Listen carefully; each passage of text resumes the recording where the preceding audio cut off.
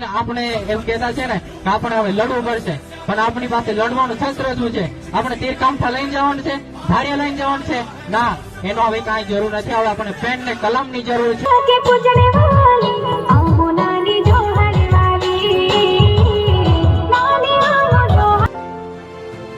જય જોહર, જય આદિવાસી.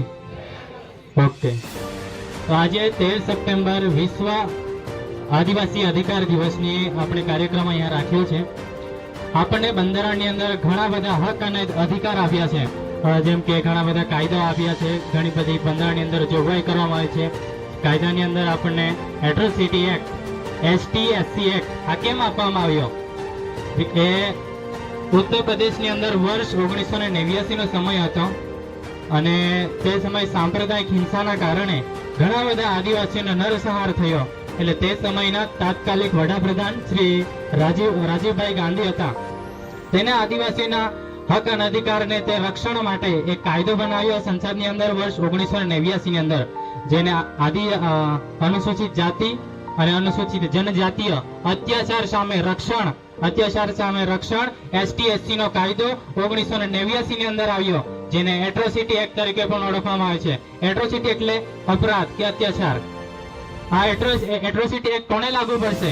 ST/SC સિવાય આપણી સાથે કોઈ, આપણી જાતિઓ કોઈ ગાળો બોલતો હોય, આપણે કોઈ મારીને ગયો હોય કે આપણી સ્ત્રીઓ પર કોઈ આપણે તેમની ઈચ્છા વિરુદ્ધ તેને સ્પર્શ કરવાનો પ્રયત્ન કરતો હોય, તેને એટ્રોસિટી એક્ટ લાગશે. જો આપણે એટ્રોસિટી એક્ટ ની અંતર્ગત આપણે પોલીસની અંદર કે પોલીસમાં જઈએ અને આપણે FIR કરીએ, જો પોલીસ અધિકારી FIR કરવા ના પાડતો હોય, યોગ્ય કલમોની અંદર ના ઉમેરતો હોય, કે તે સાક્ષી લખાવતો એવું ના લખતો હોય, તો એની સામે પણ બેદરકારી એને કેસ લાગશે અને એને પણ યોગ્ય બંધારણીય કાર્યવાહી અંતર્ગત એને પણ સસ્પેન્ડ કરવામાં આવશે. આ એટ્રોસિટી એક્ટ છે 1989 ની અંદર આપણને આપ્યો હતો, પરંતુ આપણને યોગ્ય જ્ઞાન ના હોવાના કારણે આપણે એને સમજી શકતા નથી અને એનો આપણે ઉપયોગ કરી શકતા નથી.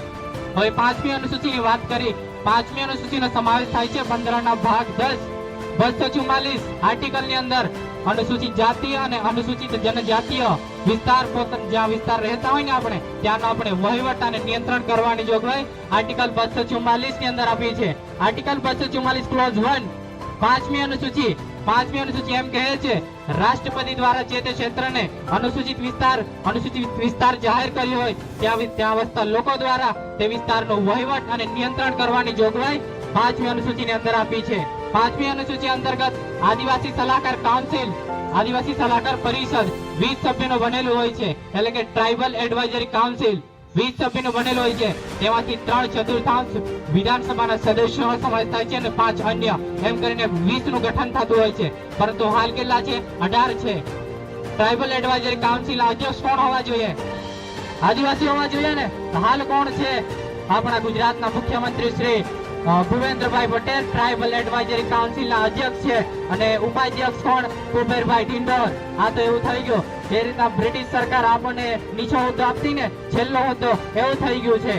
એટલે 6ઠ્ઠી અનુસૂચિ ક્યાં લાગુ પડે છે ખબર છે કોઈને? પૂર્વના 4 રાજ્યો આસામ, મેઘાલય, ત્રિપુરા અને મિઝોરમ ની અંદર ત્યાં તેઓ વહીવટ કરશે. અને 5મી અનુસૂચિની અંદર 10 રાજ્યોનો સમાવેશ થાય છે. કયા કયા ખબર છે કેટલાને? ગુજરાતની ઉપર રાજસ્થાન, ગુજરાતની નીચે મહારાષ્ટ્ર અને ગુજરાતની બાજુમાં મધ્યપ્રદેશની બાજુમાં છત્તીસગઢની ઉપર ઝારખંડની નીચે ઓડિશા. 7 રાજ્યો થયા. આપણે કેટલા કરવાના છે? 10. આપણે 2 શોધીને જવાના છે દક્ષિણ ભારતમાં. તેલંગાણા અને આંધ્રપ્રદેશ 9 થયા. એક બાકી ઉત્તરમાં જવાનો હિમાચલ પ્રદેશનો પણ 5મી અનુસૂચિની અંદર સમાવેશ થતો છે. હવે કેટલાને ખબર છે કે આપણને રાજકીય અનામત લોકસભાની અને વિધાનસભામાં કેટલી સીટો અનામત આપી છે? કયા આર્ટિકલમાં છે? આ અનુચ્છેદ 330 લોકસભાની અંદર ST અને SC ની બેઠકની જોગવાઈ છે, જેમાં ST ની 47 બેઠક, SC ની 84, આમ કરીને 131 બેઠક થાય છે લોકસભામાં. અને ગુજરાતની અંદર કેટલી બેઠકો છે? 4 બેઠકો. દાહોદ, છોટાઉદેપુર, છેલ્લું વલસાડ અને ઉપર બારડોલી. આ રીતના આપણે 4 લોકસભાની સીટ આપણને અનામત છે. અને વિધાનસભાની અંદર આર્ટિકલ 332 ની અંદર આપણે એવું કહ્યું છે ST/SC ને વિધાનસભાની અંદર બેઠકની જોગવાઈ કરવામાં આવી છે અનામત બેઠકની, જેની અંદર 24 બેઠક એસટી અને 11 બેઠક એસસી એમ કરીને 37 બેઠક આપણે વિધાનસભામાં આપણને અનામત આપવામાં આવી છે. પણ તો આ ક્યારે ખબર પડશે? જ્યારે આપણે બંધારણ ખંખોળશું ત્યારે ખબર પડશે ને. બંધારણને તૈયાર થવામાં 2 વર્ષ 11 મહિના 18 દિવસ થયા અને આપણે એને 1 દિવસમાં વાંચવાનો આપણે સંકલ્પ કરીએ છીએ. 1 દિવસમાં બંધારણ પૂરું કરી નાખીએ. આવી રીતના પૂરું ના થાય. અહીંયા બધા શિક્ષિત છે પરંતુ યોગ્ય એને રસ્તો ના મળવાના કારણે એ બીજા રસ્તે ચડી ગયા છે. એટલે તમે આપણને બંધારણની અંદર કયા હક અને અધિકાર આપ્યા છે એ તમે સૌથી પહેલા જાણો, પછી આપણે એમ કહેતા છે ને કે આપણે હવે લડવું પડશે. પણ આપણી પાસે લડવાનું શસ્ત્ર શું છે? આપણે તીર કામઠા લઈને જવાનું છે, ધારિયા લઈને જવાનું છે? ના, એનો હવે કાંઈ જરૂર નથી. હવે આપણે પેન ને કલમની જરૂર છે. 21મી સદી મોડર્ન જમાનો છે એટલે આપણે પેન અને કલમની જરૂર છે. એવું कहता है कि शिक्षा शेरनी का दूध है, शिक्षा जो है वो शेरनी का दूध है, जो जितना पीगा उसका निर्दोष बनेगी.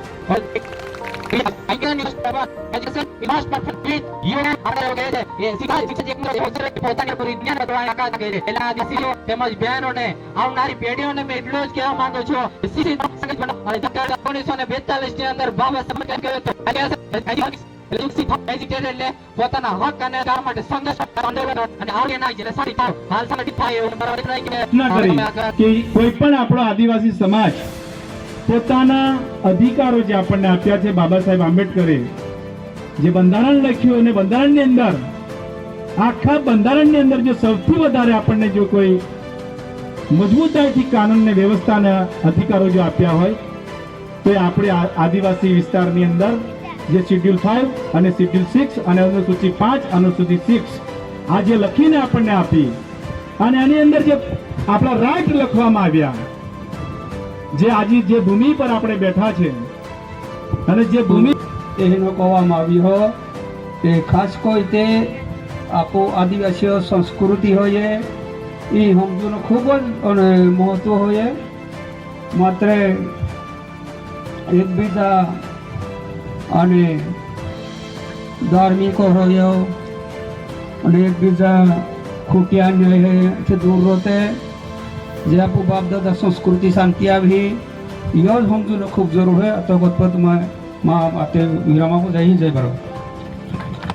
माता के पूजने वाली नानिया जोहर वाली आमनान जोहर वाली